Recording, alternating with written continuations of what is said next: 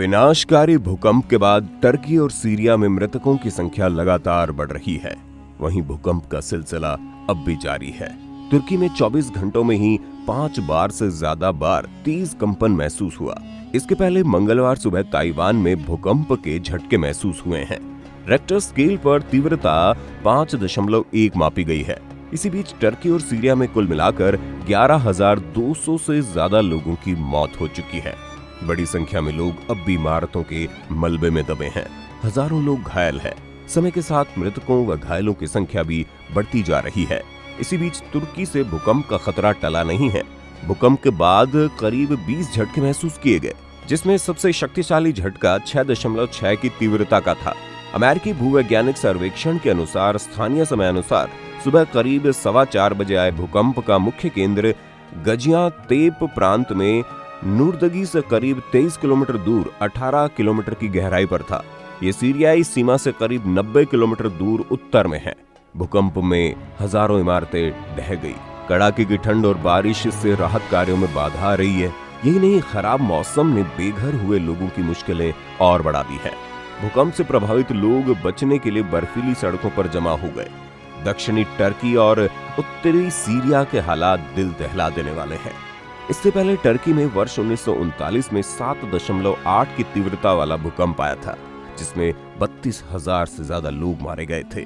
1999 में तुर्की में 7.2 तीव्रता का भूकंप आया था, जिसमें 845 लोगों की मौत हो गई थी। इराक के कुर्दिश शहर हलाबजा से ईरान के करमानशाह प्रांत में झटके महसूस किए गए थे। इसमें 630 लोगों की मौत हो गई थी।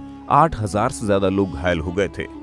करीब 1 मिनट तक महसूस किए गए भूकंप की भयानकता का अंदाजा इसी बात से लगाया जा सकता है कि भूकंप के केंद्र से 5,500 किलोमीटर दूर ग्रीनलैंड तक झटके महसूस किए गए।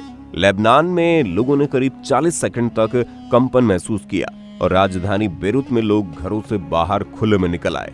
भारत ने तुर्की को हर संभव मदद का भरोसा दिया है। डिप्टी कमांडेंट दीपक तलवार ने बताया कि इस टीम में 47 एनडीआरएफ कर्मी और वरिष्ठ अधिकारी शामिल हैं, जो संयुक्त राष्ट्र के दिशा निर्देशों के अनुसार कार्य करते हैं।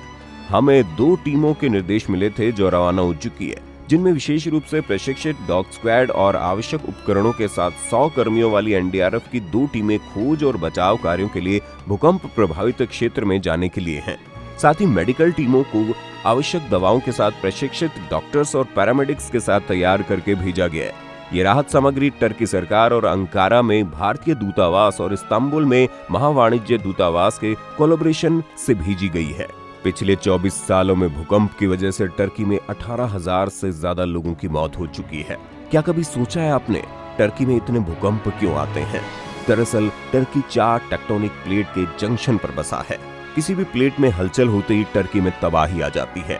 पृथ्वी के अंदर 7 बड़ी और 14 छोटी प्लेट्स होती हैं।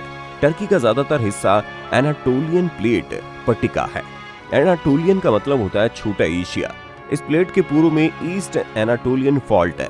बाईं तरफ ट्रांसफॉर्मर फॉल्ट है, जो अरेबियन प्लेट के साथ जुड़ता है। दक्षिण और दक्षिण पश्चिम में अफ्रीकन प्लेट है, जबकि उत्तर दिशा की तरफ यूरेशियन प्लेट है, जो उत्तरी एनाटोलियन फॉल्ट जोन से जुड़ी है। ये Anatolian tectonic plate anti clockwise direction में घूम रही है, साथ ही इस अरेबियन प्लेट को धक्का दे रही है। जब इस घूमती हुई एनाटोलियन प्लेट को अरेबियन प्लेट धक्का देती है, तब ये यूरेशियन प्लेट से टकराती है। तब ये भूकंप के तगड़े झटके जनरेट होते हैं। ऐसे कई थ्योरीज हैं जो बताती है भूकंप कैसे आते हैं, लेकिन सत्य ये है कि ये एक प्राकृतिक आपदा है। इसे हम नियंत्रित नहीं कर सकते, लेकिन कम जरूर कर सकते हैं, प्रकृति से ज्यादा छेड़छाड़ न करके। सीरिया पहले ही गृह युद्ध से जूझ रहा है। ऊपर से टर्की और सीरिया का मौसम राहत कार्य में बाधा पहुंचा रहा है। ऐसे में अब भगवान ही वहां के लोगों की रक्षा कर सकते हैं। तो दोस्तों, आज के लिए इतना ही। मिलते हैं अगले वीडियो में।